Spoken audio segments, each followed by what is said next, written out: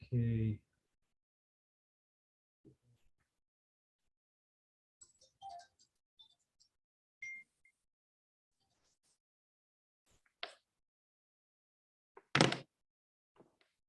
Алло? Да, Миш, окей. Ты меня слышишь? Да, слышу. Окей, отлично, я тебя тоже. Значит, ты unmute, теперь мне нужно тебя сделать co-host. Да, я тебя сделаю co-host, так что ты можешь, в принципе, да, ты можешь людей admit. Yeah, we'll speak here. You can admit, and of course you could watch the participants a chat, of course, if somebody. So now, okay, I see there are some people already coming. Let me check the security. So he did suspend. Okay, good. Okay. All right. So if you go to the chat, right? Ну, чат, понятно. Чат я... Done.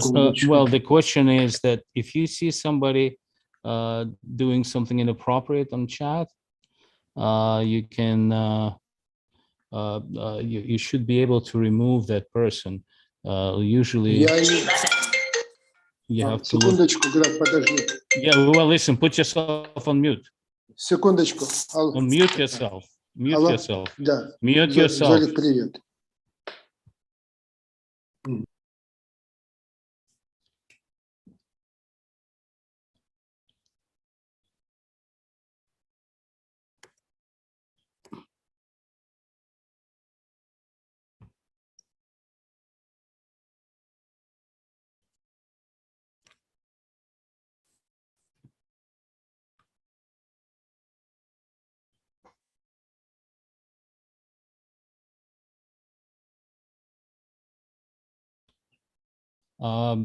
Zach, if you hear me, can you like let me know because maybe you could post the site.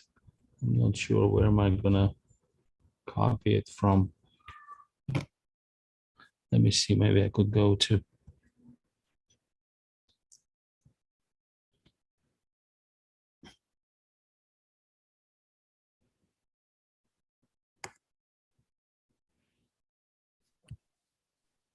Wait for everyone and then post maybe at the beginning. Yeah, well, it's not going to show you. No, you could post it. I will just mention it. It would be easier if I don't have to go there. If you could post it right now, right? No, the chat. They won't see the chat. The new people won't see the chat. They won't see the chat? No, if the chat is for only people that's existing right now, and the new people coming in, that chat doesn't show. It will show once they're in the group. You mean in a panel? No, anywhere. Like right now, we have 5 people. The only 5 people can see the chat. Right, I understand. But once you posted it, I will when everybody will be in, I'll tell them about it. Алло? Okay, Michael. Okay. No, if I post it, then you don't have to tell them. Or if you post it, you don't have to tell them. All you have to do is just go to Messenger, copy it, and put it in the chat. That's all. Go to Messenger, but the Messenger is on my phone and I'm on the computer. Yeah. Oh, that's on your phone? Yeah. Can you send? All right. I mean, you just tell them to go to History of Fitness Investing. You don't have to tell. You don't have to. Can you post it right now, and I'll tell them about this post. They look it up. They will be able to see the chat once they're in, right? 1 second.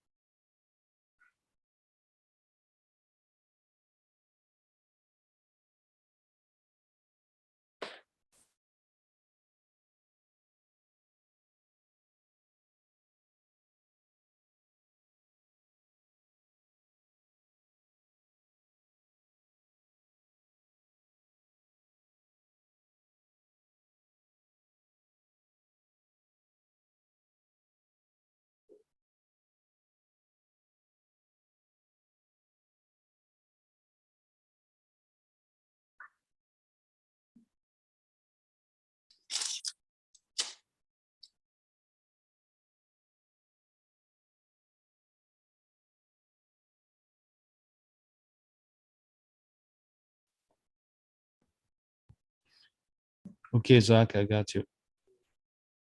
Так, Грег, сейчас, секундочку, вот security. Вот, meeting within the room, here, share screen. Я не вижу здесь для меня... вот remove participant, окей, есть. No, Да. speak English, okay? Because Okay, everybody can hear you. I see remove participant action. Suspend Okay. participant activities. Okay, but Right. how will I choose the participant? You monitor the chat, and if you see somebody is using inappropriate language, Right. you identify that person. You could probably click on it. Okay, click on a person. Okay. Okay, just a second. Let me just see. Like you could okay. click on Zach right now and see if we Okay. could.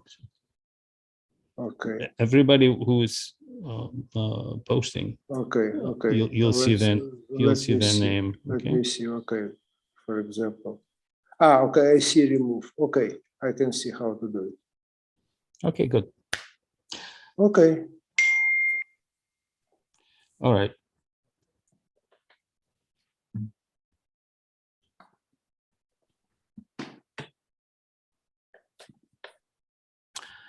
I apologize for those who are in that we are preparing here. And once people started to come in at 12, it's still 4 minutes to 12, we will make all the announcements the way we organize this thing.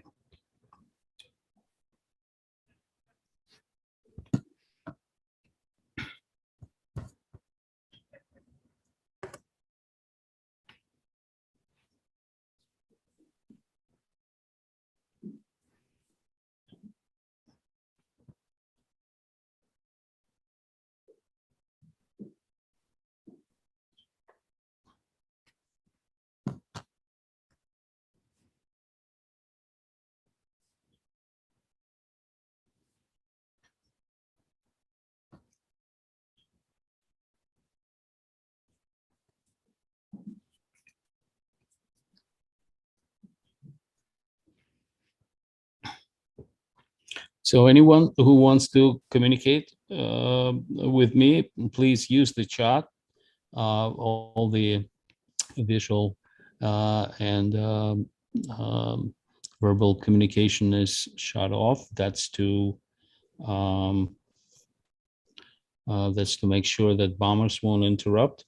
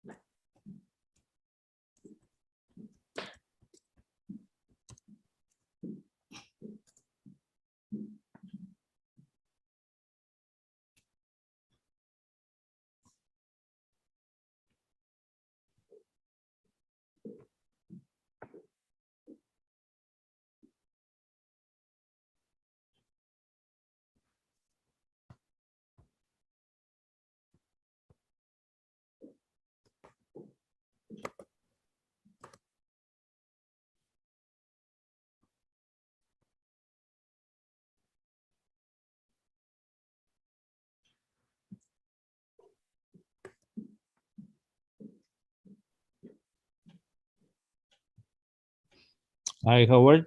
I'll make you co-host, okay? So you could fully participate. I mean, there are a few people. Okay. There may be a lot of people here, and everyone is muted, and the visuals are turned off. This to counteract bombers, possible interference. So, I know Michael is here as co-host, and I made you one.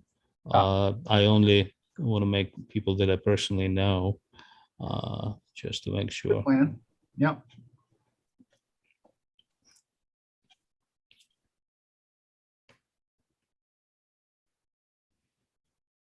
Beverly, would you like to? Let me I'll ask Beverly to unmute as well. This is just for you guys to, if you have questions or comments, to participate. Just a few people would be able to.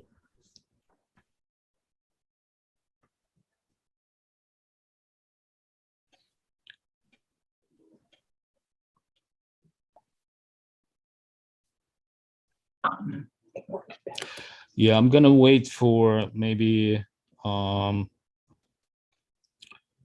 few more minutes.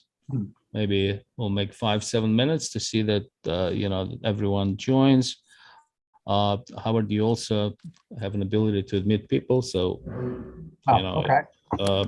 Please do so. I'm admitting right now, but while Okay. once I'll be talking, it will be hard for me to Right. follow I'll watch everything. it, no problem. Yeah, you and Michael are able to both admit people, so just keep watch for it.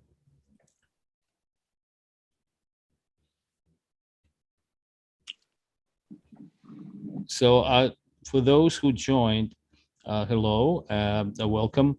I'm going to wait for another 5 minutes to see that some more people join. Everyone is muted and the video is turned off. We've had problems before with some bombers, so that's the security measures. You could use chat to communicate with me, and both Michael and Howard, who are on the panel, they can communicate with me. If there are any questions, and maybe you could post them to me, because I won't be able to watch the chat while I'm presenting. Okay, let me start sharing the screen.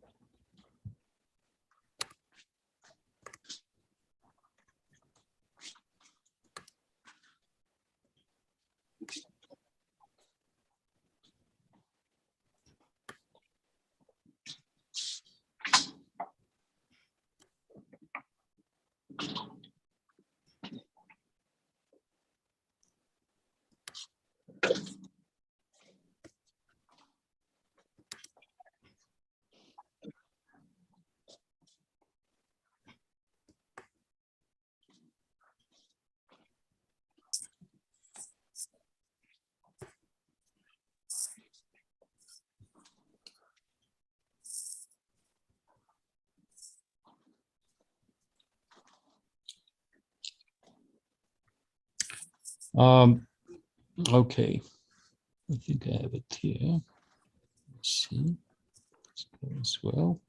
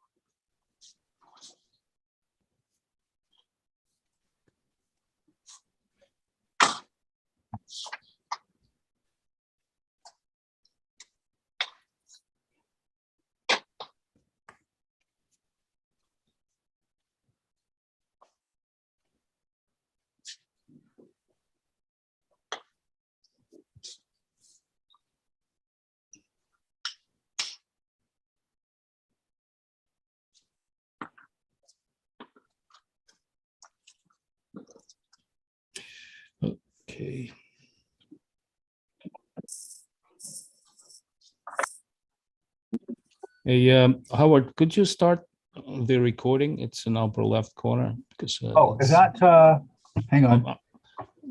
I yeah. see live on YouTube. I believe it's being recorded now. I see this red dot. No? Might be looking for it. I don't see. Oh, Eileen, I just admitted somebody. Hang on. I'm looking for the record button actually. Oh, it's on the left, upper left. I see live on YouTube. Stream on YouTube. Oh, let me see. Zach is telling me only I can do it. Hold on a second. Okay, let me stop share for a second because I don't see this. Yeah, okay. I'm gonna start it.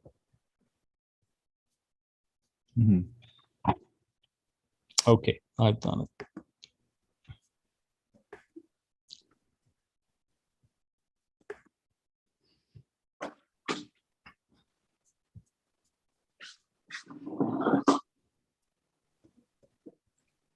Okay. Okay, we're good. All right. Okay.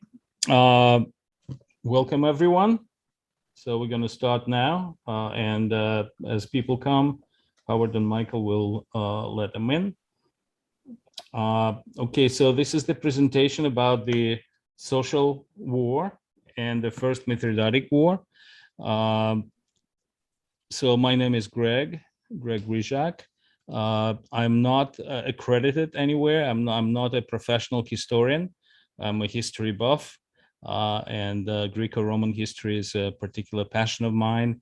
So, so we will present this this subject. So just to, I'll just go a little bit. You know, this is the map at the time of the social war, and I want to give you a very quick history of somebody prior to this. What's really the result?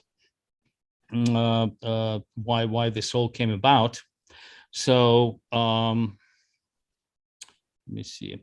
Okay, I want to take a look at this map. This is the map of various regions in Italy at that time. The Italy they was not including Sicily or the islands of Corsica and Sardinia. It's only the it is very important to understand this. So as you could see, can you see my pointer, Howard? My pointer. Yes, yes, yes, okay. yes. All right. Greg, what's the timing? What's the timing? Right. Well, for this map. This is at the time right before the war, social war, which would be about 91 BCE, maybe 100 BCE.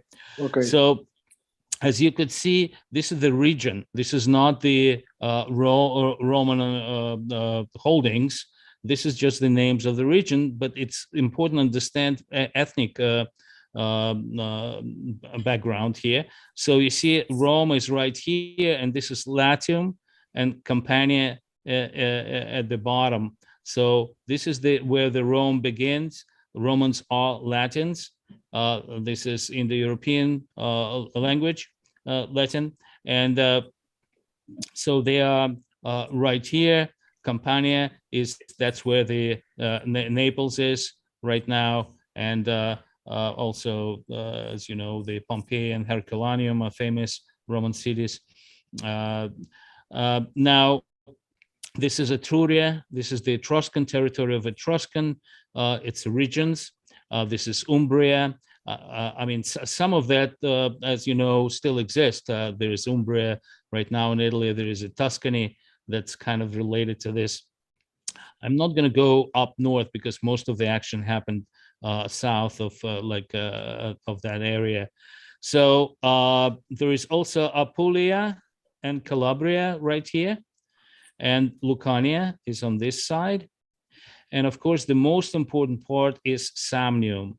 So Samnium, that's where the ethnic group of Samnites live.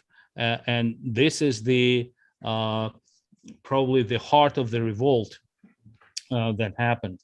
So at the time of the Roman kingdom, that's happened before the Republic, the Rome basically consisted of three groups early on. People who lived in Rome, it's Latins, Sabians, which is a group which is in this area, near Rome, and also Etruscans.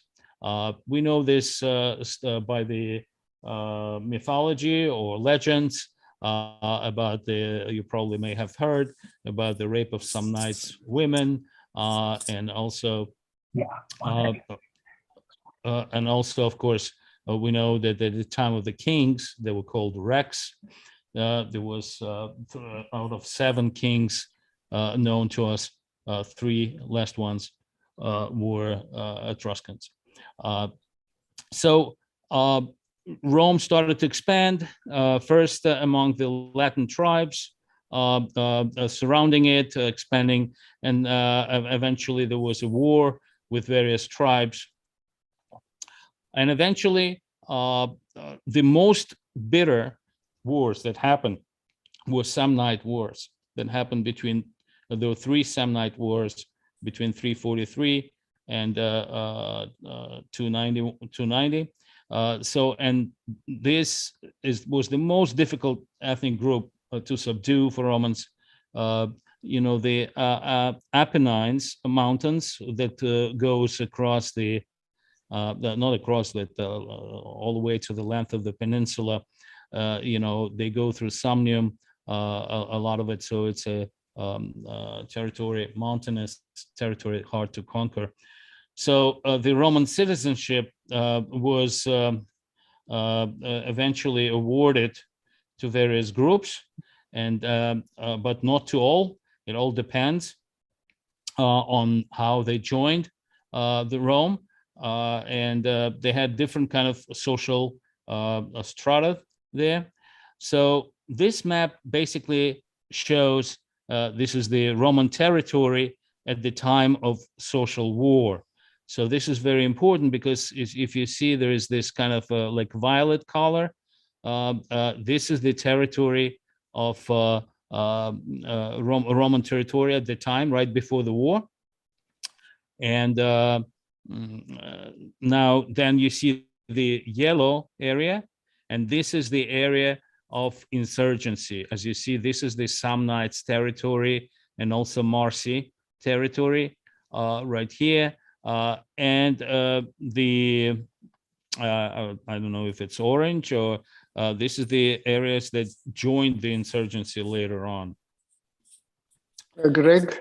Yes. There is a question, where did they come from? Are they indigenous? I'm not sure who is the question about. Maybe you can. Well, yeah, okay. Sure. So out of Etruscans, as far as we know, is about Etruscan language is non-Indo-European language. So there are many theories. We don't know. There's still not established. The historians argue about this, where the Etruscans coming from. Some believe they come from Asia Minor. However, their language is non-Indo-European. The Latin language is Indo-European language.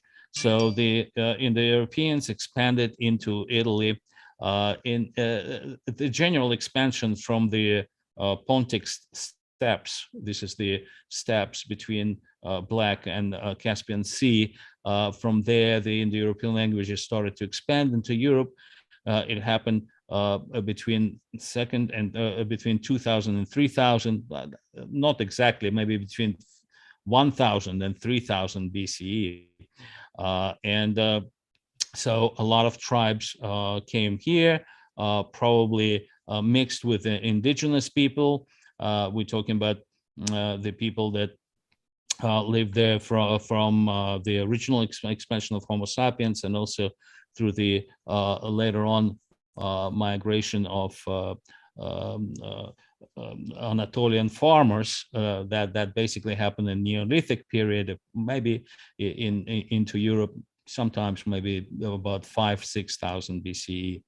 So that's why there are some non-Indo-European that survive their languages because less influence, or maybe later they join here. But majority of the languages, Italian languages, are Indo-European. And they came here between 1000 BC and 3000 BC and mixed with indigenous people. Okay, I hope I answered the question. However, if there's more, go ahead. Anyway, so let's talk about the Italian allies.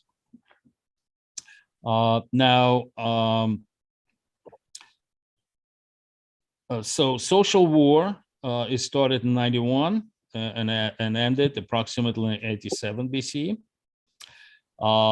It's also sometimes called Italian War or Marsic War, because Marsi was another tribe besides some Samnites who were at the beginning of this revolt. So and Italian allies wanted Roman citizenship not only for the status and influence that came with it, but also for the rights to vote in Roman elections and laws. They believed that they should be treated equally to Romans, given that they had formed cultural and linguistic connection with the Roman civilization and had been loyal allies for over 2 centuries. So this is the, again, violet color is the color of the people, territories that had Roman citizenship. So the Romans strongly opposed their demands and refused to grant them citizenship, thus leaving soci, that's how they called allies, soci, with fewer rights and privileges. So the situation escalated in 91 BCE, leading to the outbreak of a devastating war in which much of the Italian allies, headed by Samnites and Marsi, led a revolt against Roman rule for 4 years.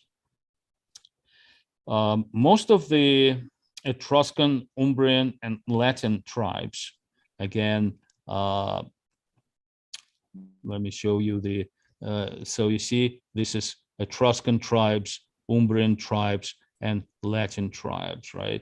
So most of them did not join the rebellion. In order to end the conflict and to avoid future conflicts of the same kind, the Romans decreed several laws by which the people and cities who remained loyal or surrendered to Rome would be awarded Roman citizenship.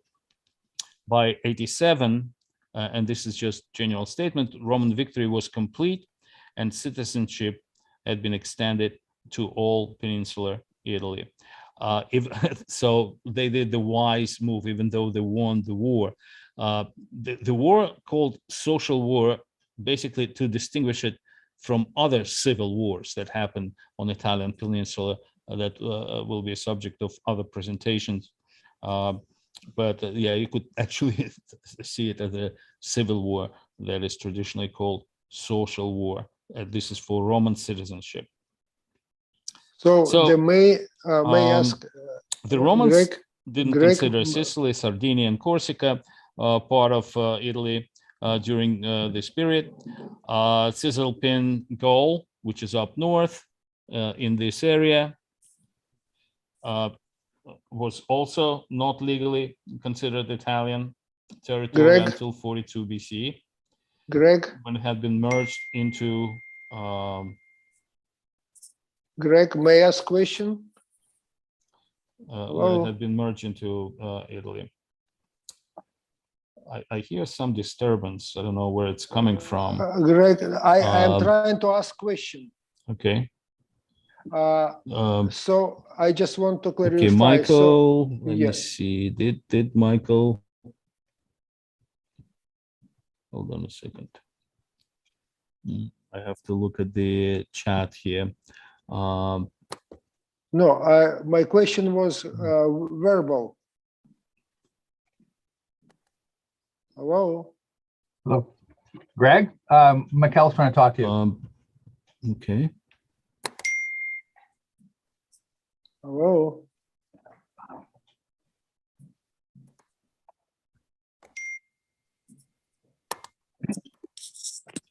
Hello? Can you hear me? Okay. Now, Roman victory in the Samnites War, that's what I was talking to you about, that there were 3 wars between 343 and 290 BCE, resulted in effective Roman dominance of the Italian peninsula. This dominance was expressed in a collection of alliances between Rome and the cities and communities of Italy on more or less favorable terms, depending on whether a given city had voluntarily allied with Rome or been defeated in war. So the rights were different depending on whether they surrendered or became allies early on, or they were defeated in wars like Samnites War in particular. So these cities were theoretically independent, but in practice, Rome had the right to demand from them tribute money and a certain number of soldiers. By the 2nd century BC, the Italian allies contributed between 1/2 and 2/3 of soldiers in Roman armies. So there is some kind of disturbance. Hold on a second. Greg, can you hear anybody? Greg?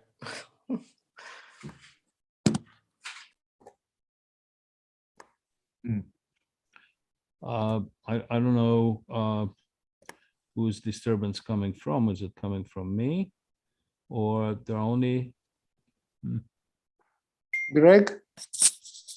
Greg, can you hear me? Oh, no one Can you can hear us, hear Greg? me.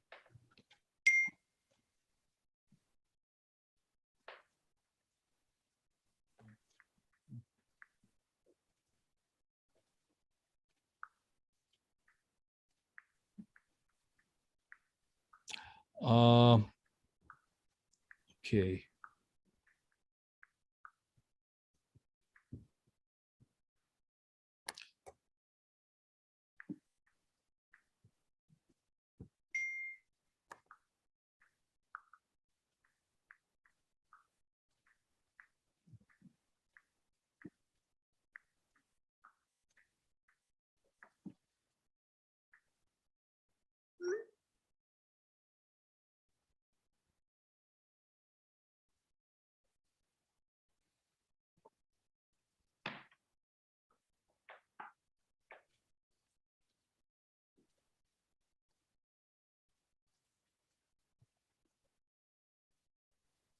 One second, guys. We have technical issues. Yeah.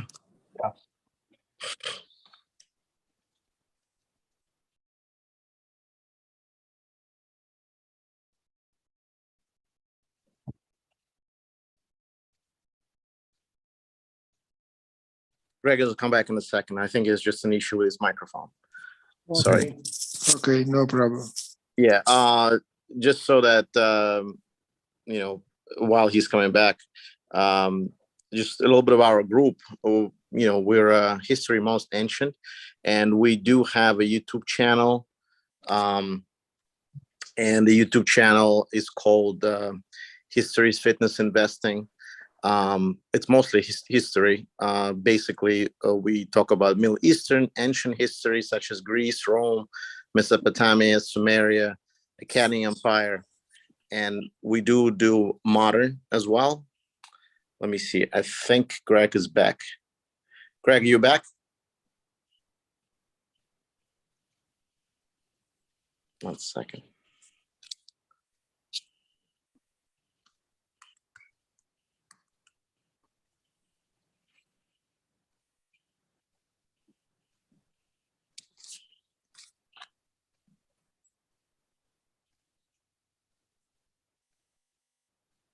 Yeah, can you hear me now? Yep. Yes. Yes, can you hear us? Yes, I can hear you. I apologize. I have no idea what happened. Right. But Okay. I don't know where did I lose you? Where Okay. did I lose you? I've seen. No, we could hear you. You couldn't hear us. So go Right, ahead now. yeah. Oh, okay, all right. Okay, one moment. Let me rename Can you look at this. the questions in the chat? Okay. I don't know what. It never happened before.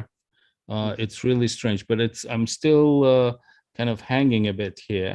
So if you could have patience. So as again, So meanwhile, there are some. I don't know why I'm hanging. Okay, I tried to rename, but I couldn't. Oh my God! I think I'm going. I think it's again.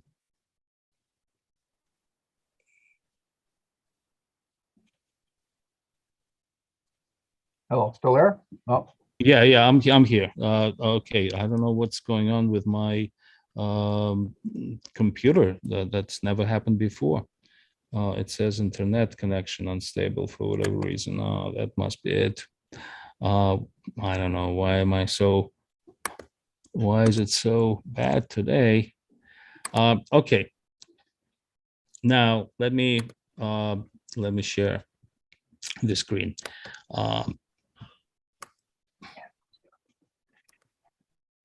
I apologize for this interruption. I think we're all back now. Yeah. Okay.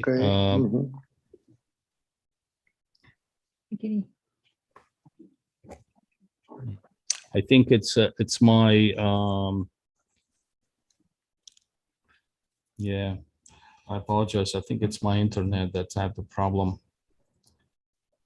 Okay.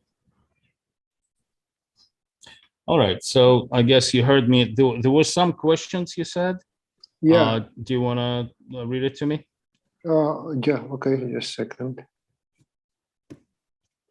It disappeared, but do you remember maybe, Mikhail?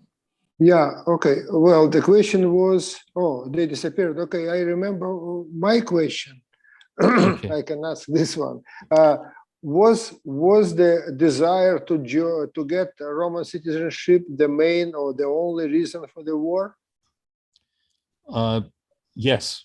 The Roman allies, as I mentioned before, there were once the Rome started to expand outside of Italy, there were many wars. As you know, there were wars with all the Hellenistic states, and there were Punic wars. There were, almost 2/3 of the army were conscripted from allies.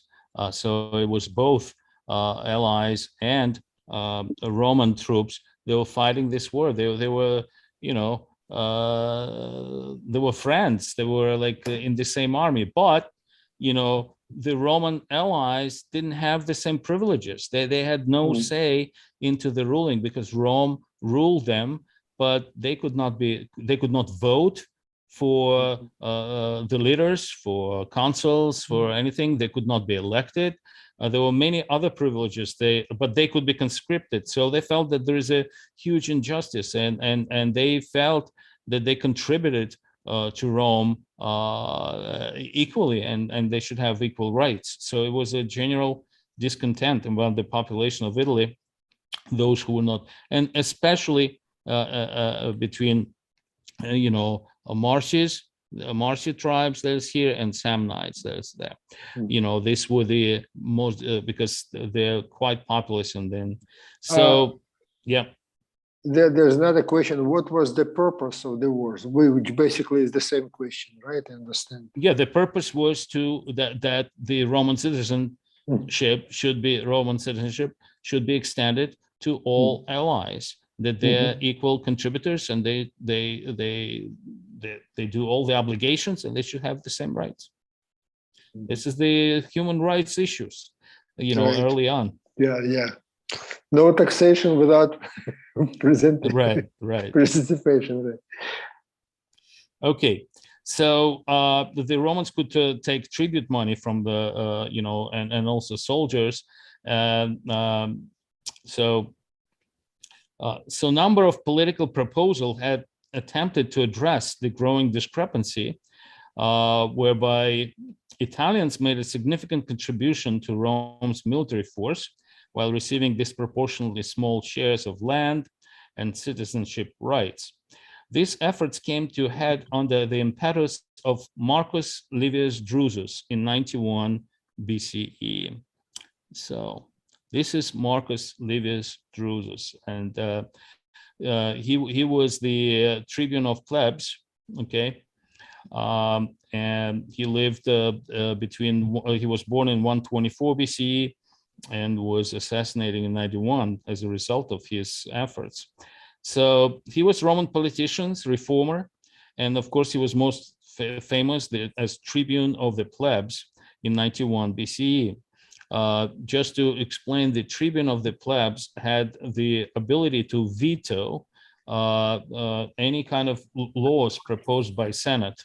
That's part of the Roman constitution. So he had a lot of power.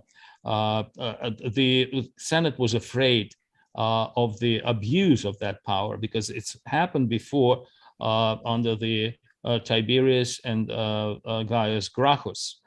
So those two brothers, they actually wanted to promote certain things, and when Senate refused to allow their laws, they basically held the Senate hostage by vetoing every law that Senate proposed that was in their rights, and by trying to bring the Senate to its knees.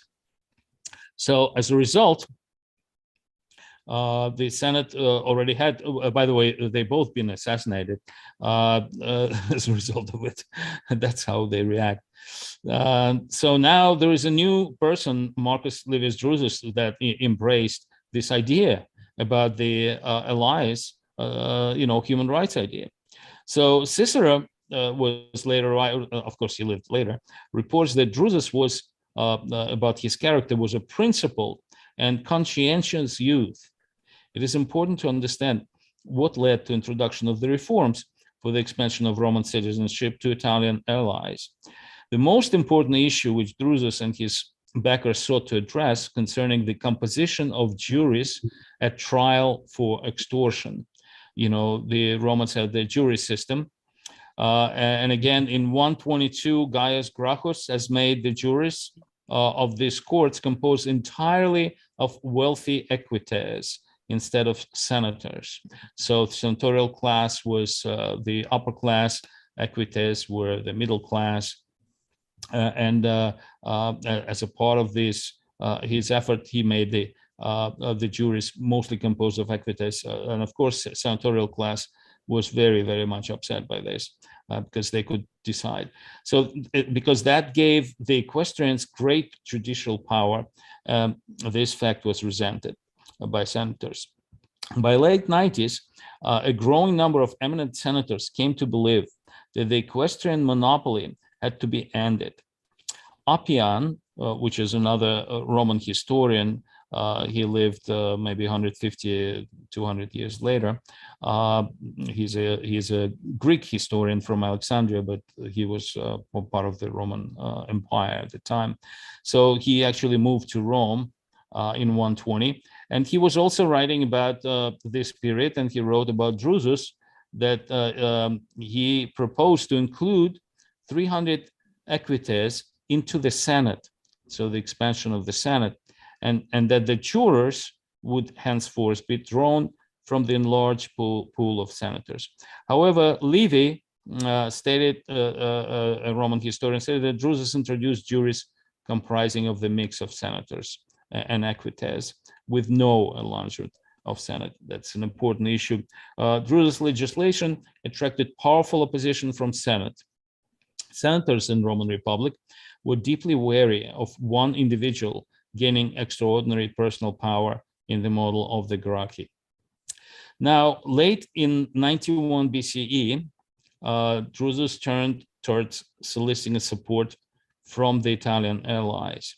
The important Marsic aristocrat, Quintus Popadeus Silo, that's him, okay, who would later serve as a main Italian commander in the social war on the side of the allies, or Soci. He was a regular guest at the house of Druzes, and Druzes introduced a law granting Roman citizenship to all Italian allies. Rumors apparently circulated that the Italians had sworn a sacred oath pledging allegiance to Druzes alone. This, of course, rumors. Seeing the opposition in Rome to the bill, some of the Italians grew increasingly agitated. Diodorus Siculus, a Greek historian in the 1st century BCE from Sicily, he reports that Silo led 10,000 allies in a protest march on Rome. The consul, Lucius Marcus Philippus, at the time, there was a consul, finally succeeded in persuading Senate to abolish all of Druzes' legislation. It was at this point, sometime in the autumn of 91 BCE, that Druzes was assassinated by an unknown killer. Okay, so that's been a huge blow to the cause of allies, and the response of the Roman central elite to Druzes' proposal was to reject his ideas and assassinate him. This brusque dismissal of the granting of rights that the Italians considered being long overdue greatly angered them, and communities throughout Italy attempted to declare independence from Rome in response, sparking a war. The Latins, as a whole, remained largely loyal to Rome, and the exception of Venetia, and the Etruscans and Umbrians, who were also powerful people among Soci, mostly stayed neutral at the beginning. They were soon offered citizenship by Rome to prevent them from joining the rebellion, like very smart move. The rebellious allies not only planned formal separation from Rome, but also reorganization of Italia as its own independent federation with its own capital and Carfinium. This is the modern city of Abruzzo. So this is where Carfinium is located. You see, this is Rome, and this is Carfinium. This is in the area of Samnites. This is what you see. This is the Apennine Mountains, as I mentioned before. So Samnite territory was very mountainous, hard to conquer. So they created their own capital here. To pay for the troops, they also created their own coinage that was used as propaganda against Rome. So this is the coin that they used. This is, okay, in this coin, it depicts 8 warriors on the right side, taking an oath, probably representing the following tribes: Marsi, Paisentius, Paleni, Marucci, Vestini, Frentani, Samnites, and Hirpini. Of course, Marsi and Samnites are the most numerous tribes. The Italian soldiers were battle-hardened, most of them having served in the Roman army. So they knew all the tactics. They fought exactly like Romans. So allies of Italia were originally able to field 120,000 men. The Italian rebels chose 2 consuls of their own to take command of the war. So Quintius Popadeus Silo, the friend of Druzes, commanded the northern group of Marsi, and Gaius Papius Mutilus commanded the southern groups of Samnites. So the Romans selected Lucius Julius Caesar and Publius Rutilius Lupus as consuls for the following war, for the following year to conduct this war.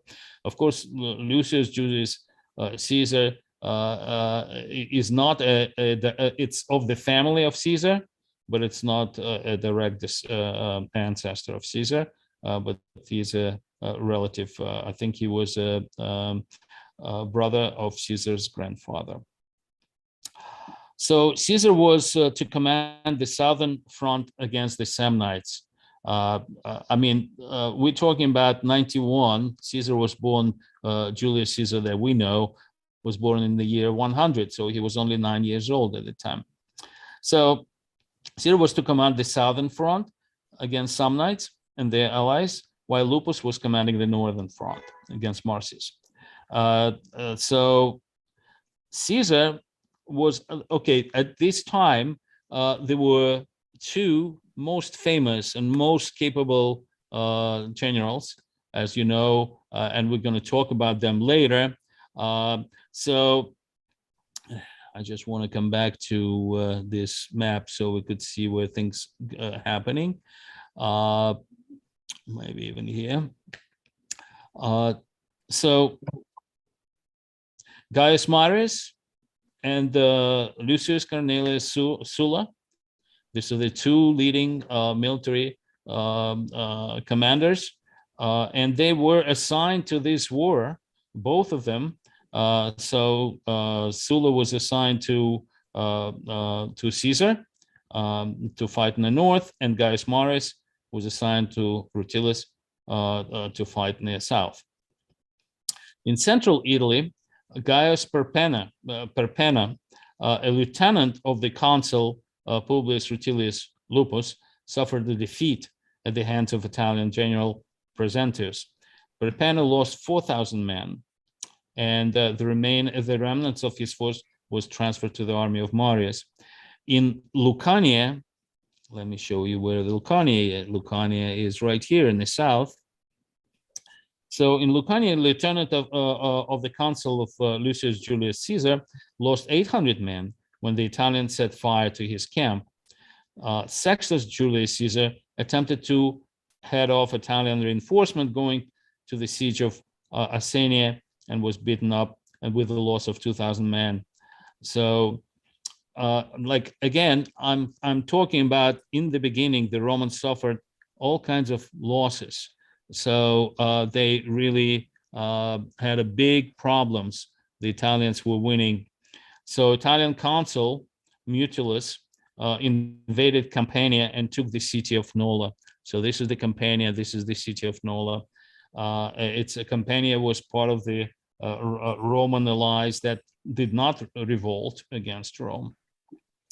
Afterwards, he starved his Roman prisoners, including Lucius Postumus, to death. Mutilus attacked Lucius Caesar's camp. Caesar fought off the assault and killed 6,000 rebels. This was the first substantial defeat of the Italian rebels.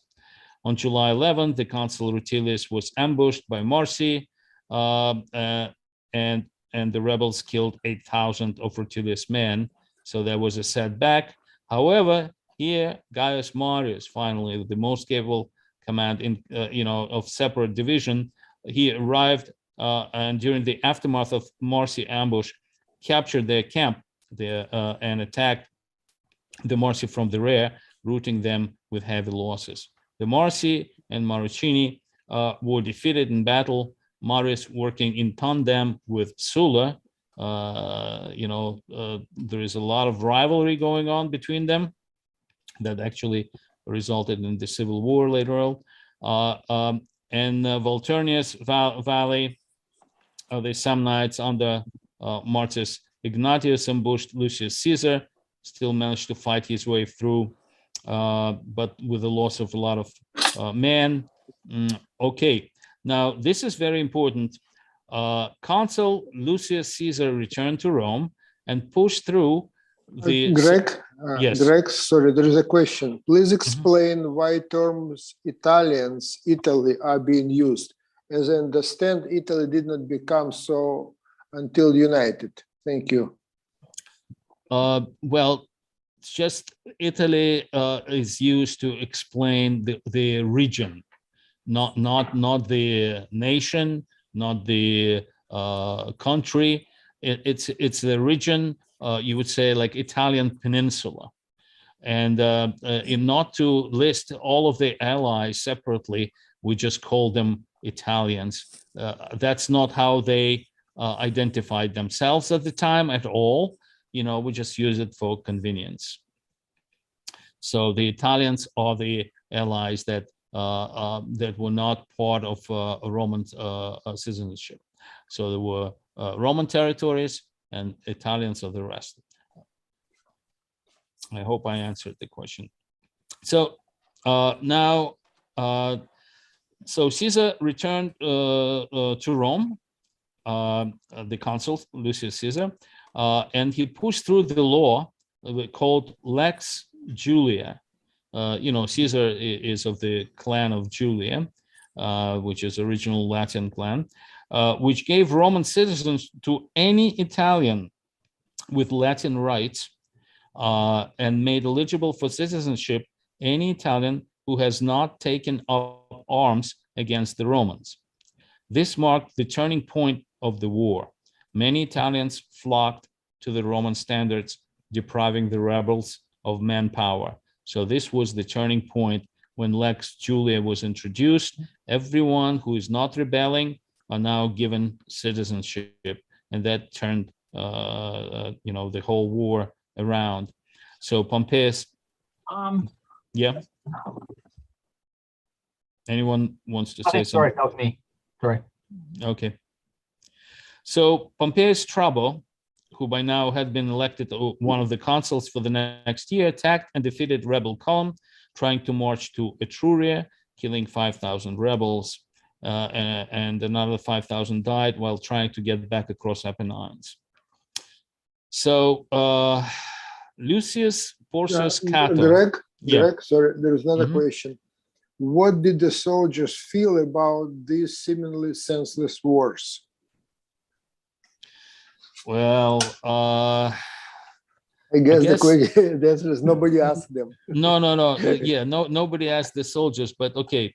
But to answer to you, we had a previous presentation when Gaius Marius introduced a major reforms to the Roman army, and that included all the allies as well. Prior to these reforms, and this reform started to be introduced in 107 BCE. This is like 15 years later, 16 years later. They basically, originally, the Romans were supposed to provide their own military equipment to the war, and they had certain property requirements to get into the army, both allies and Romans. And there were equities that were served in the cavalry, of course. Senatorial class was commanders, and then the infantry. There were 3 different classes there based on their property. The lowest class of property-less people, and they were called proletari. That's where the word comes from, is the people without property. They could not participate. They could not be enrolled in the army because they had no money to provide to buy equipment, military sword, and all kinds of stuff.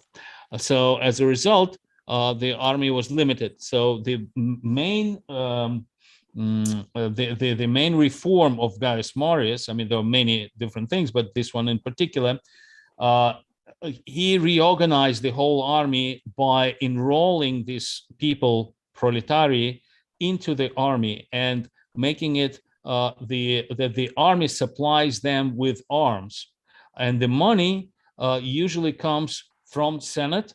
They propose a new mobilization of new legions, and the Senate would allocate money. Sometimes generals allocated their own funds in order to pay the army and provide the equipment, and also general would initiate all the requirements through the Senate to obtain the funds. So what happens the armies became much larger because all the poor class now in the army, and the army pays pretty well compared since they're fairly poor. So as a result, the legions started to feel more allegiance to the general rather than to the country or to the Senate or to the. So once they and that's changed the whole mentality in the army. Now the legion, their alliance, first of all, goes to the general who commands them, or the general who commands the whole army, because he's providing the funds.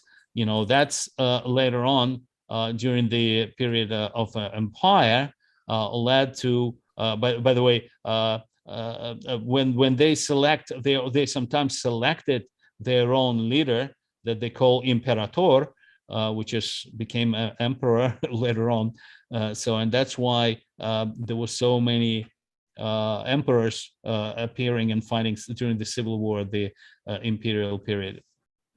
So what the soldiers felt is it was very militaristic society. The whole Italian peninsula was militaristic society.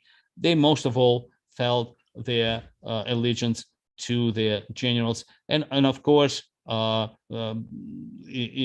it's propaganda. The Romans, I guess, the army could be controlled, but the information that they received from their leadership was according to the cause. But certainly, we can understand why Italians wanted the full Roman citizenship. Okay, so Lucius Porcius Cato, who had been elected junior consul for the 89 BCE, took over the southern command from Lucius Caesar. Sextus Caesar, now a lieutenant of the senior consul Pompeius Strabo. The Rome had always two consuls elected for 1 year period. And there was a senior and a junior consul.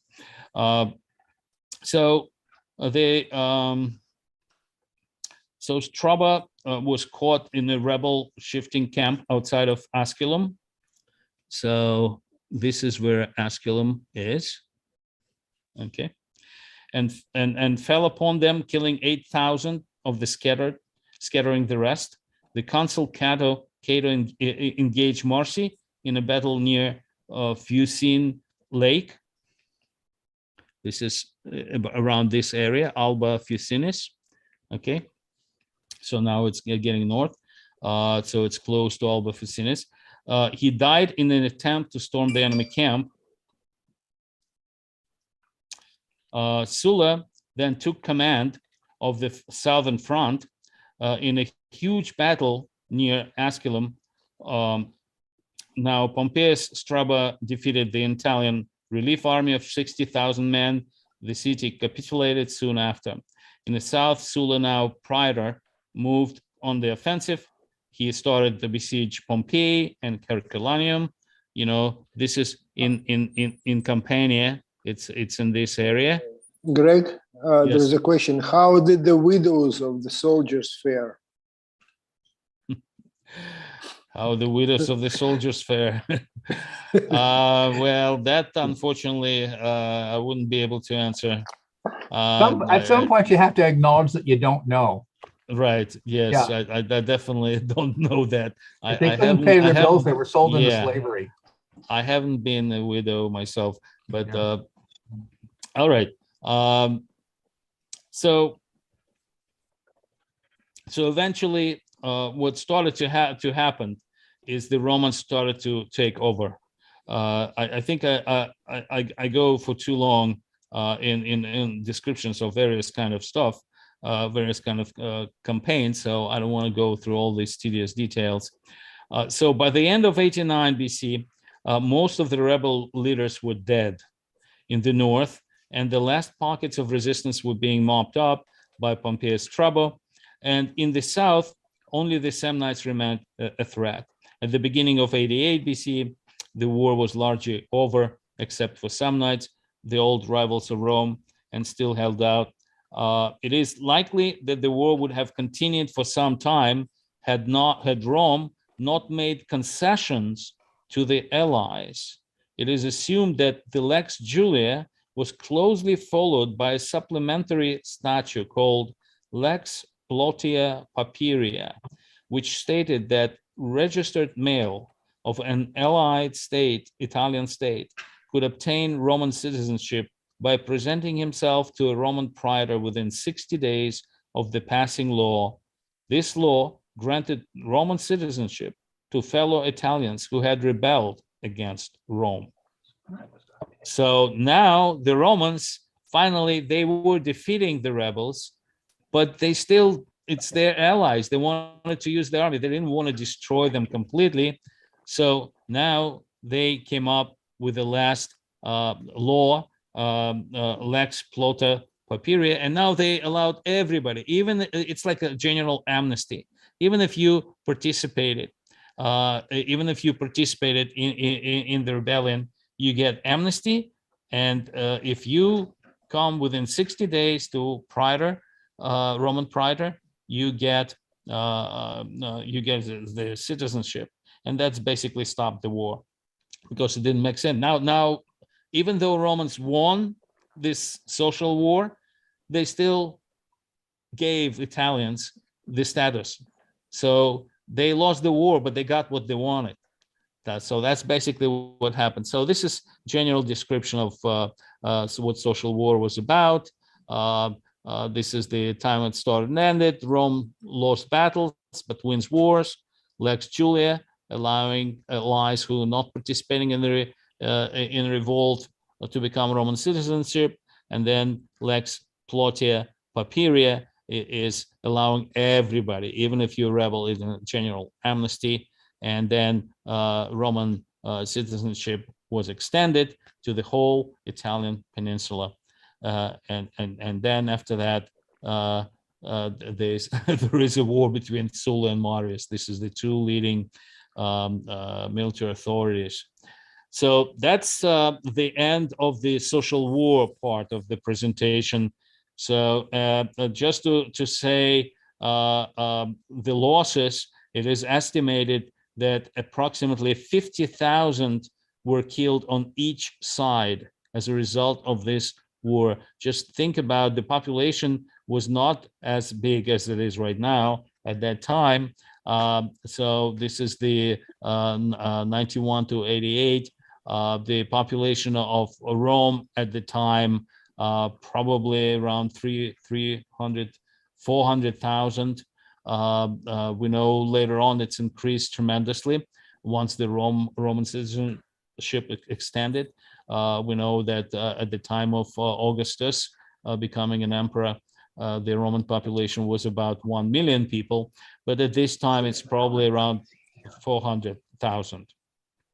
So, but about 50,000 of allies and 50,000 of Romans were killed during this devastating war. So now, before I go to the next part, which is the First Mithridatic War, which is started, during while this war was going on, it's already started. I want to see if there are any other questions just to close this subject. Any questions? Okay. All right. So let's move. Was there any kindness? In a way, you could say that it was very wise of the Roman leadership to create this second law, Lex Plotia Papiria, and allow everybody to become a Roman citizen. Because that really stopped the war. They should have done it, to begin with and avoid it. So in a way, they gave the amnesty to all the rebels. I mean, so you could see it as a maybe kindness. I don't know. It's also probably a lot of wisdom there, along with the kindness. Definitely. It was wisdom, not the Romans were history's ultimate real men. Kindness was a sign of weakness. Mm-hmm. Yeah. Hey, Greg, Sulla is, and correct me if I'm wrong, he's fought a lot against Parthians at the time as well, right? That was the one of the things that they did. And I remember there was one aspect. This is probably not enough for this discussion, but it's interesting that when Parthians defeated Sulla, right, in a battle, wait, what Parthians? Are you talking about Sulla or Crassus? No, Sulla actually also fought Parthians, and there was one aspect, and that's more from the Parthian side. The inscriptions, they said some of the Parthian soldiers went inside the Roman tents, and it's probably not for this discussion, and it's a little bit more like adultish like, and they found a lot of the figurines and Roman soldiers used to carry, they were of sexual nature. It was just an interesting aspect of it. It was like an early, you could say, like a Playboy type of thing. It was just an interesting aspect. Okay. All right. So now let's talk about the First Mithridatic War. And again, the Sulla will be the main character here, along with the Mithridates VI. So this is a very interesting development. As you could see, it's overlapped the social war, and it is for a reason. It overlapped because Mithridates took advantage that they knew that what's happening in Italy, and he took advantage of that, and Rome's were not able to respond right away, but right after the end of the social war, Rome had to respond. So let's talk a little bit about who Mithridates VI Eupator was. So he lived in 135. He was born and died in 63 BCE. And he was a ruler of the kingdom of Pontus in northern Anatolia. So you could see that this is the Pontus. It goes right here. The original, that's the territory of the Pontus, original territory. And its capital was at Sinope, which is right here on the Black Sea. So he claimed descent, believe it or not, from Cyrus the Great, the family of Darius the Great, the regent Antipater of Macedonia, the generals of Alexander the Great, as well as the later king Antigonus, Seleucus Nicator. The father, Mithridates V, was poisoned in about 120 BCE in Sinope.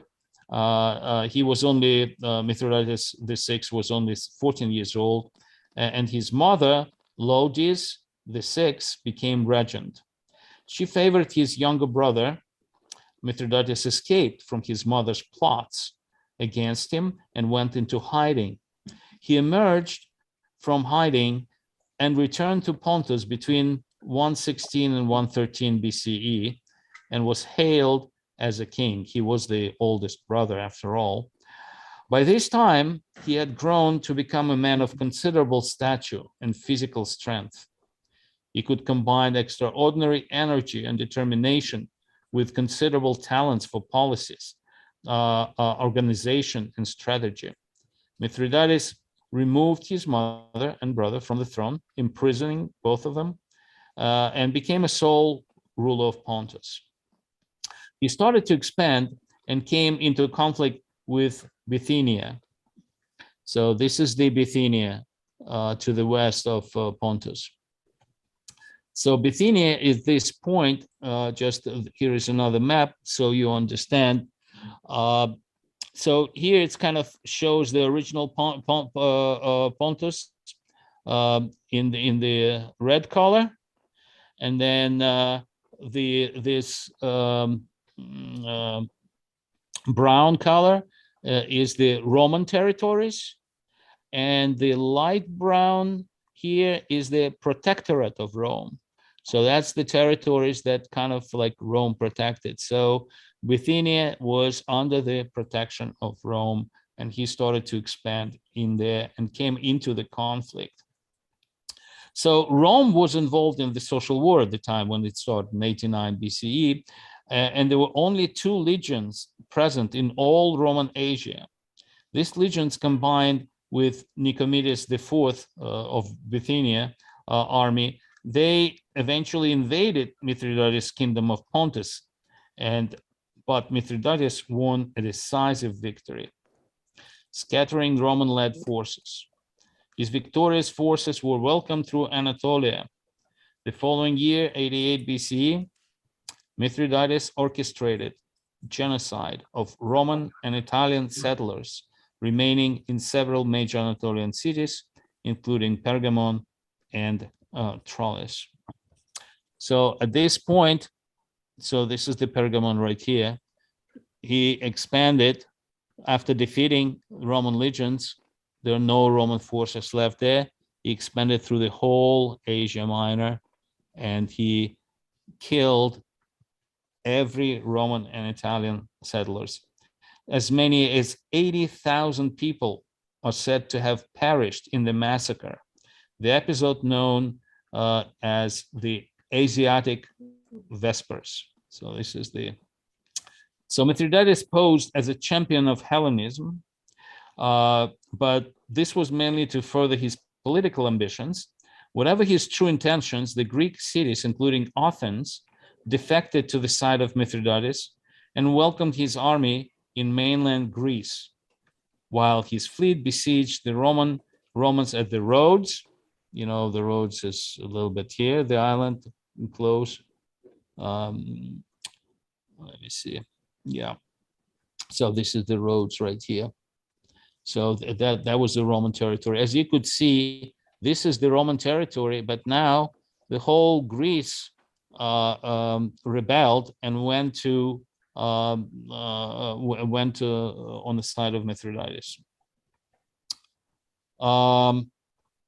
His neighbor to the southeast, the king of Armenia, Tigranes the Great. This is the Armenia here. It was a pretty significant territory, and he expanded later on all the way to the Mediterranean. So he established an alliance with Mithridates by marrying one of Mithridates' daughter, Cleopatra of Pontus. The two rulers would continue to support each other in the coming conflict with Rome. Romans quickly declared the war, and in 87 BCE, Lucius Cornelius Sulla, who was elected consul at the time, he was like in the middle of the newly civil war. Now he landed in Epirus. So this is the Epirus. This is the territory. Contemporary, it's it's an Albania, territory of Albania. Epirus is. We know that the Pyrrhus, the Great of Epirus, we know him by invasion of Rome more than 100 years before, more than 100 years before. And of course, this is legendary land. Olympia, the wife of Philip of Macedonian and the mother of Alexander the Great, was from Epirus. She was a relative of Pyrrhus the Great, and from the mythological sources, we know that they claim descendants from Achilles, because his son Neoptolemus, after the Trojan War, came to rule this area. So Sulla landed in Epirus and marched on Athens, because Athens rebelled against Rome at this point. Now he basically besieged Athens. So in Athens, let me see. This is, by the way, Tigranes the Great. This is the king of Armenia, and this is Lucius Cornelius Sulla. Okay, here is the Athens. So this is the Athens, and the port of Athens, Piraeus, usually connected with called the Long Wars. This in existence. We know that this wall was built during the Peloponnesian War, It was being destroyed, but it's basically tried to connect the city to its port and supply it from the sea. Now, at this point, the two separate commanders defending Athens and the port. The commanders are Aristion and Archelaus. They're both allies of Pontus. So now the siege of Athens was a long and brutal campaign. Greek deserters informed Sulla that Ariston, the commander of Athens' defense, was neglecting part of the city wall, and Sulla immediately sent sappers to undermine that part of the wall. 900 feet of the wall was brought down between the Sacred and Pyrrhic gates. So you see, this is the Sacred, and this is the Pyrrhic gates. They're just showing it here. So this part of the wall was undermined, and the Sulla entered the city. On March 1st, 86 BCE, after 5 months of siege, a midnight sack of Athens began. Archelaus, commander defense of Piraeus, which is the port right here. This is the Archelaus. He was besieged separately. He also had a fleet and continued to give trouble, denying supply of Roman army through the sea. So in April of 86, after a few months of hunger, the Roman army started to hunger. So in short of supplies, Sulla took the bold decision to quit Attica and march into the fertile plains of Boeotia to feed his army, but also expose it to the great cavalry strength of Pontic army. So this is basically shows. So this is where the Athens. Okay, that's where he originally landed, Sulla, and that's his path to Athens. And then in April of 86, he decided to move to Boeotia, which is this area right here. Okay, and now there is a better map of Boeotia. So this area of Boeotia, okay, is on the next map. It's pretty big, and it's probably better you could see. Okay, so this is the Boeotia. This is the Athens. I'm sorry. So this is the Athens right here, and he moved to this area where eventually they had a battle of Chaeronea into Boeotia. So Archelaus actually went by sea through this strait. This is Euboea. This is the island of Euboea. He went and he rejoined the Pontus army, and with another commander, and took the other commander was named Taxiles, general of Mithridates, and Archelaus assumed the command of the whole army as the Taxiles second in command. So in Boeotia, Sulla met Archelaus in a battle of Chaeronea in 86 BCE. This is right here. This is a very famous place because about 250 years earlier, this is the place where Philip II of Macedon defeated combined Greek forces and basically subdued the Greece, and that became part of his Macedonian empire. Yeah, this is the battle where 16-year-old Alexander commanded the flank of the army. So now about this battle, there are all kinds of estimates about the forces, opposing forces, but the modern estimates that are probably more precise basically more modest, say that the Pontic army was about 60,000 strong with 90 chariots. These were the chariots with blades on the side, so that's what they used. Roman army was about 30,000 strong, which is half of that. And of those 30,000, only 17,000 were Romans, the rest are allies. Sulla positioned his troops in a narrow pass between the rivers and the mountains. So this is the disposition of that battle.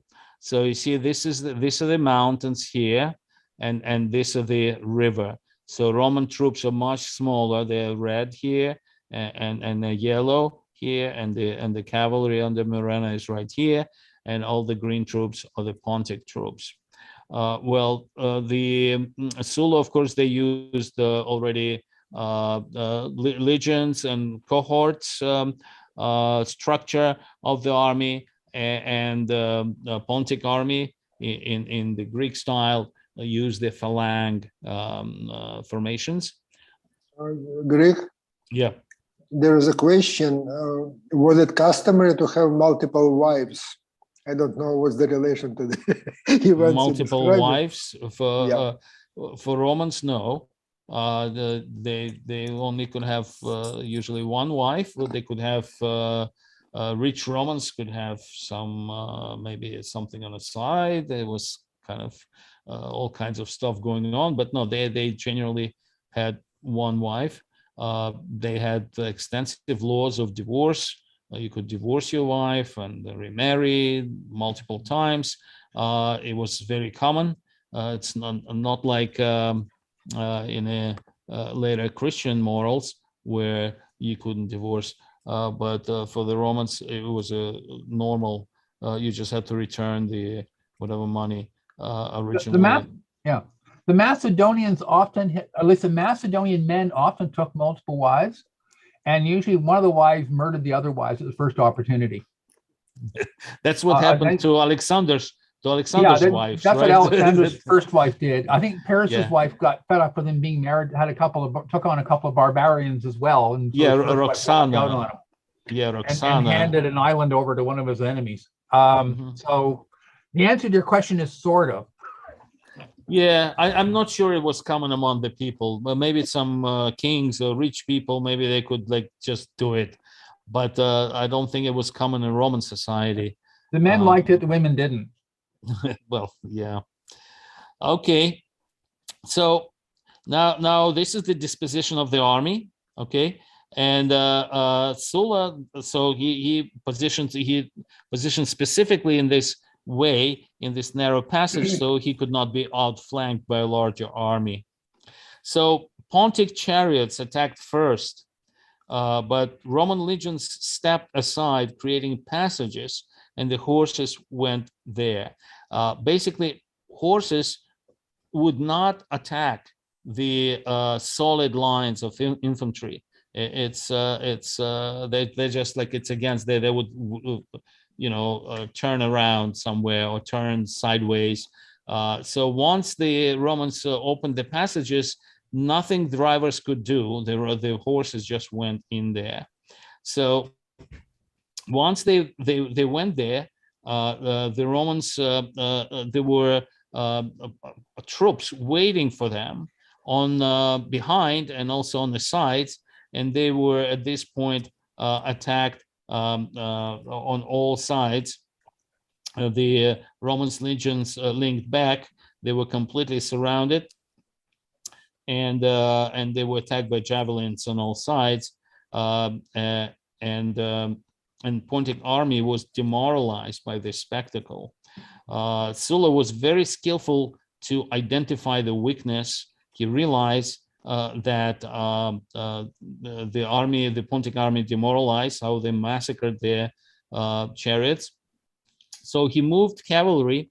So this is his cavalry here.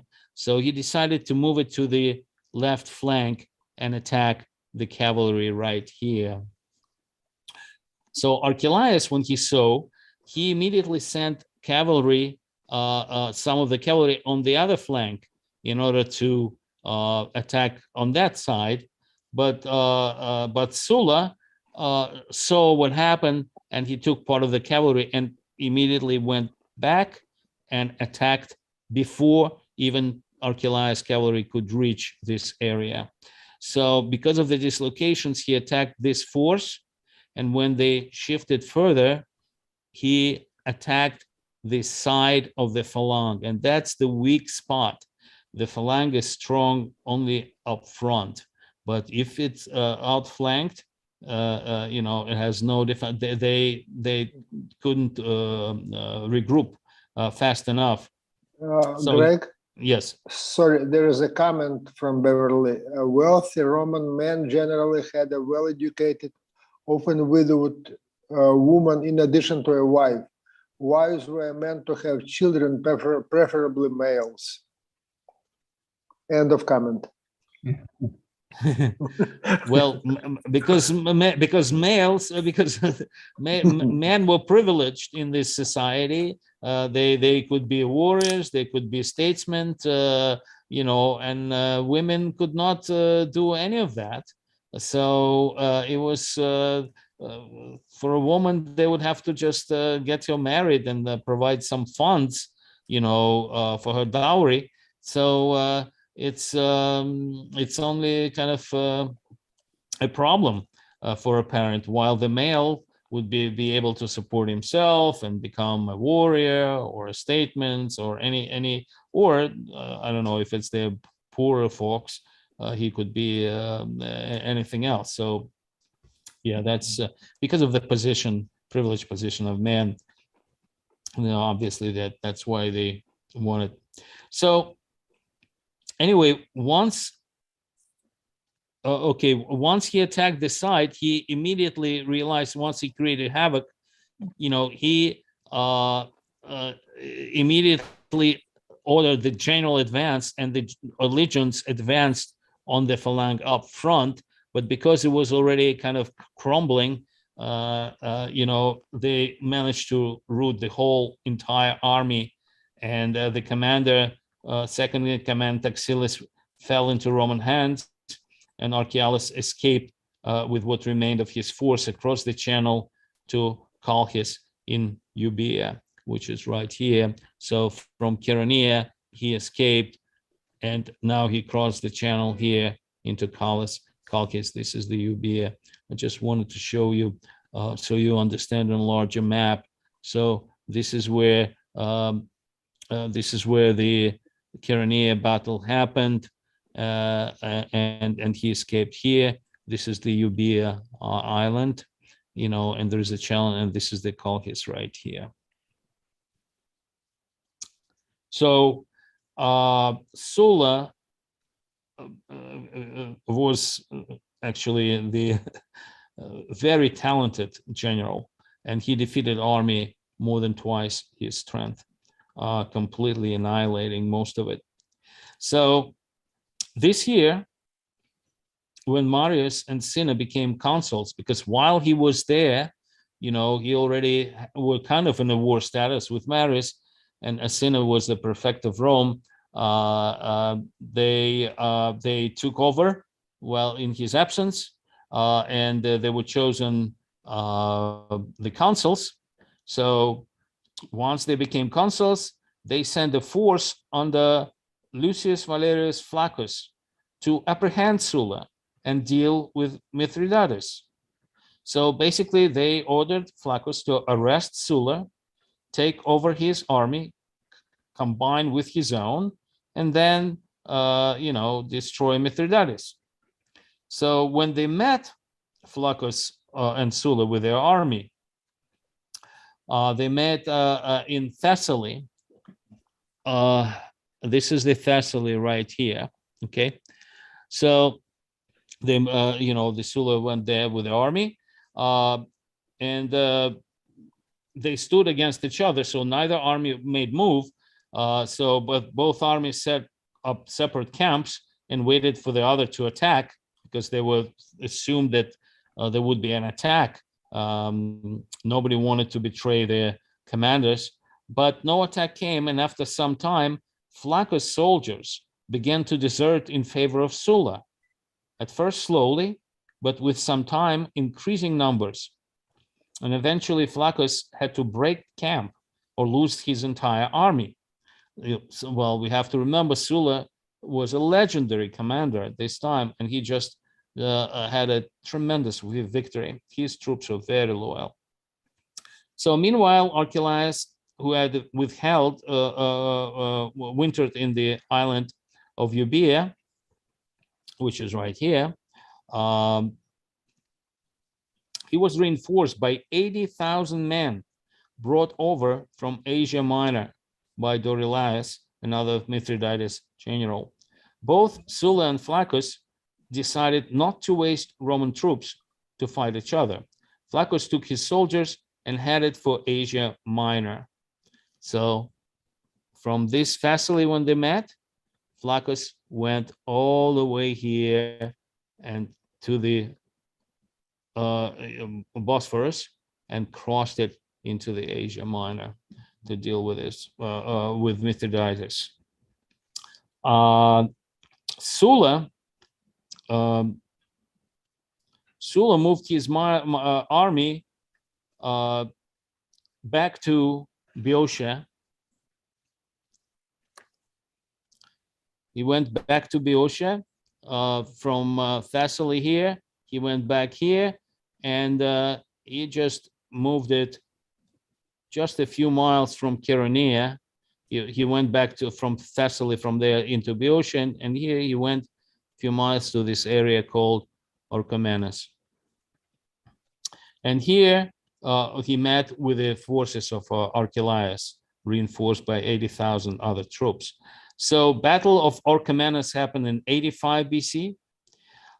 Sulla had his 30,000 versus 80,000 of Archelaus' army. So this is advantage even higher than the previous battle. There was 60,000 Archelaus had, now he had 80,000. Sulla started to dig trenches to cut off Pontic cavalry, because Pontic cavalry was very famous and capable.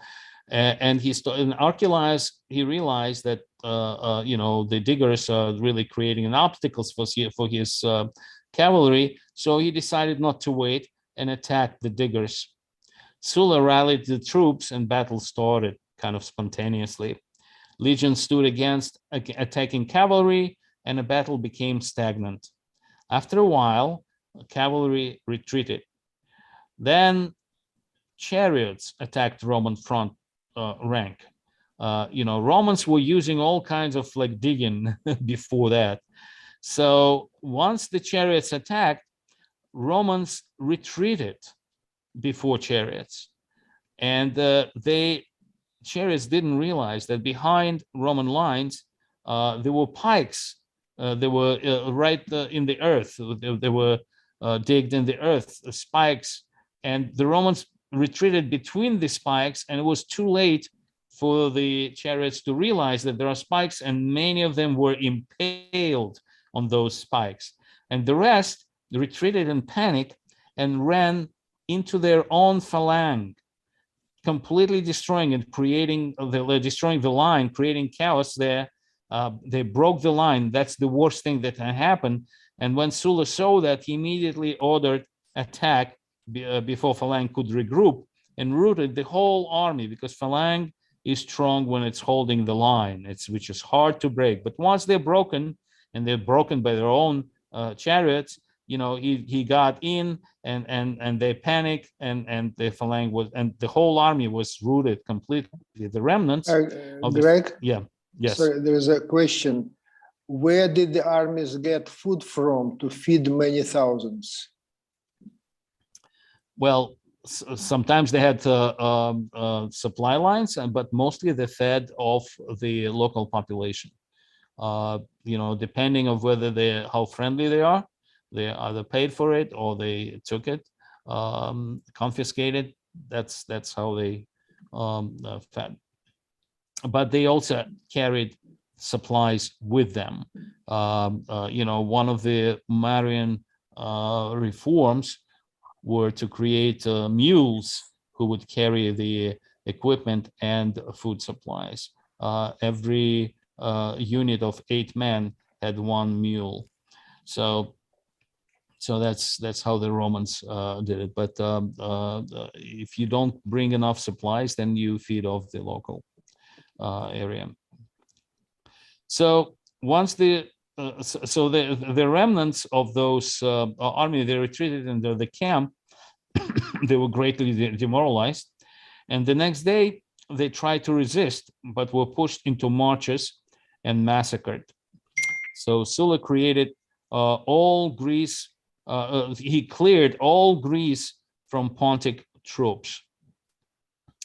So this is the Greece. This is the Asia Minor. So let's go to other maps here. Yeah. So you see, Pontus expanded through the whole Asia Minor, and then eventually through the all Greece. Now he cleared everything, all Greece, all European part was cleared. Only Asia Minor was now in his way. So meanwhile, Flaccus, who moved to Asia, right? I was telling you that after they met in Thessaly, he moved to Asia. But what happened there is once he moved to Hellespont, he was assassinated by his cavalry prefect, Gaius Flavius Fimbria. Basically, he was a partisan of Cinna and Marius.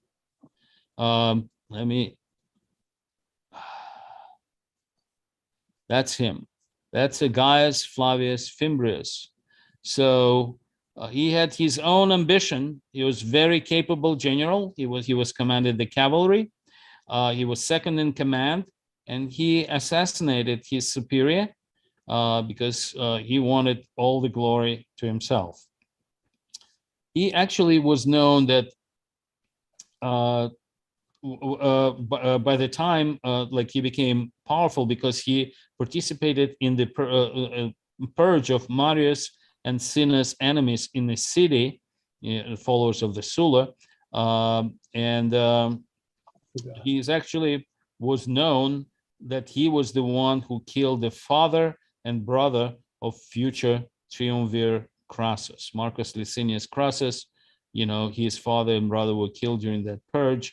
That was before this, like a year or two before that, when Cinna and Marius became consuls in Rome in the absence of Sulla. They killed a lot of his followers, including Crassus's father and brother.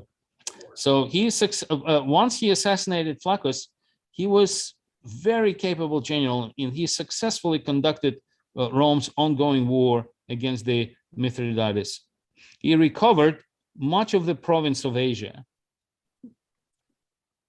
Let me go back here. So this is the province of Asia, Roman original province of Asia. He recovered most of that stuff, amazingly. But it's very, very capable general.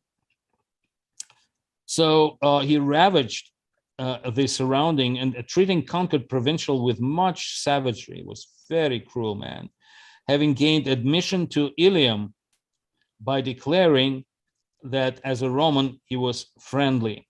So Ilium, it doesn't show here, but this is the Troy, another name of the Troy, located approximately in this area right here where my cursor is, across the Dardanella.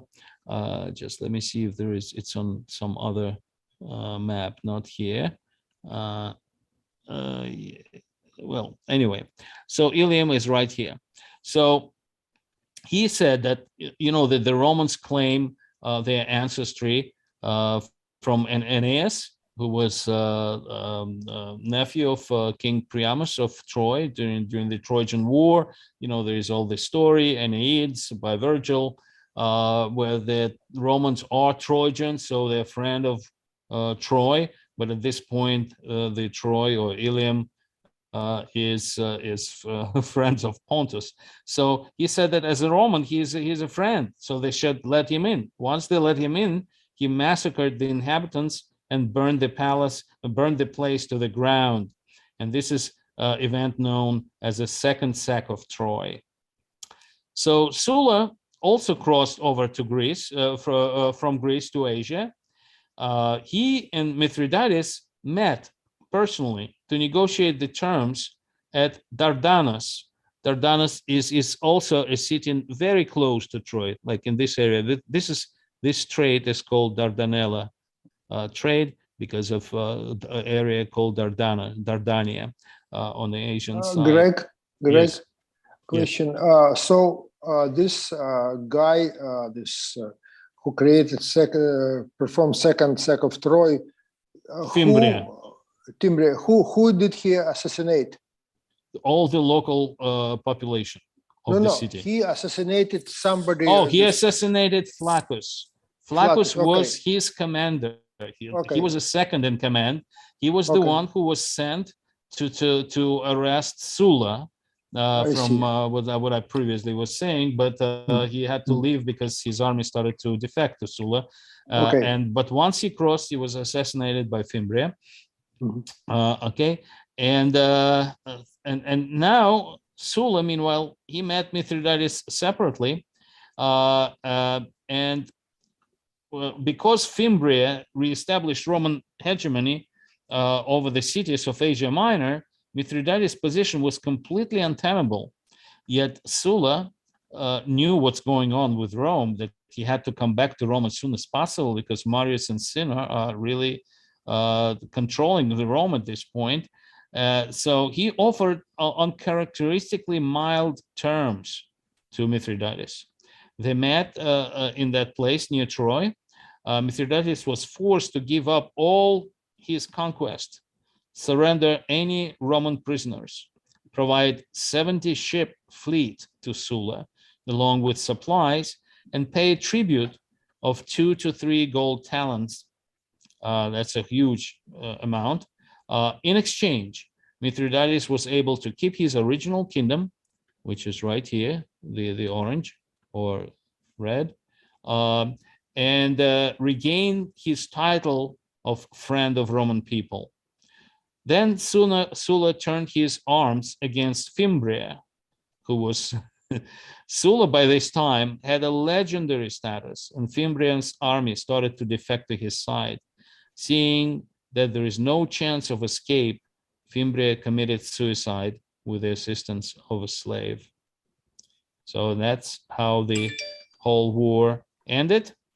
Fimbria is now out. The Roman army is reunited under Sulla. Mithridates, was thrown back in his original size. I mean, they could have conquered the whole thing, but Sulla had to come back and deal with Marius. And at this point, with this combined army, Sulla is going back to Rome. And this is a story going to be told in another presentation about the civil wars. So that's basically it. That's the end of my presentation. So let's see. We're fabulous. Yes, thank you very much. Yeah, if there are any comments, now I can look at the chat. Well, so right now is the time to to ask questions or give any comments you want. And we are almost done.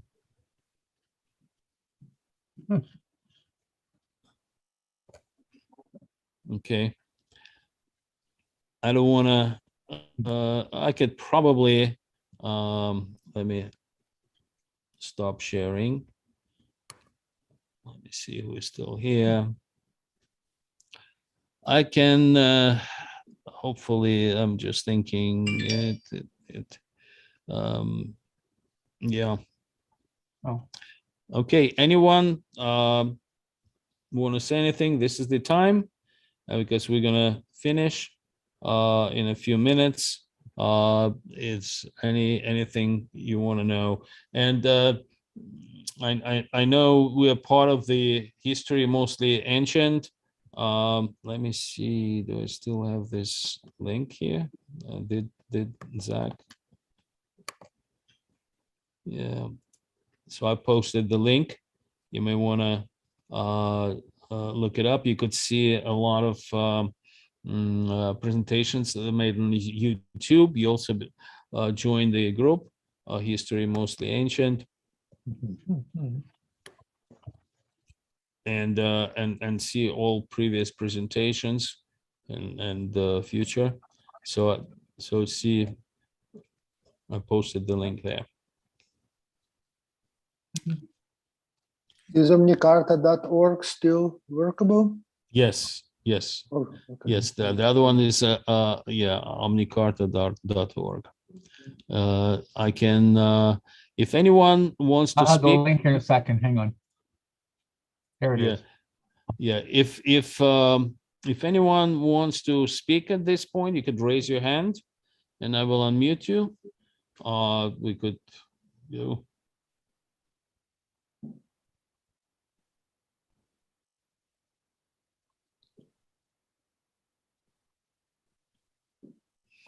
Okay, you posted the OmniCart. Okay, good.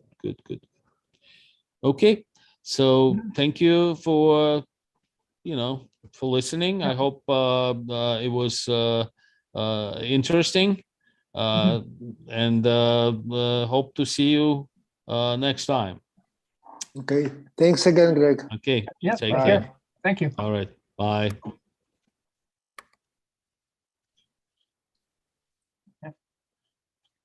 See you, everybody. Okay. All the best, everybody. I'm gonna end the session.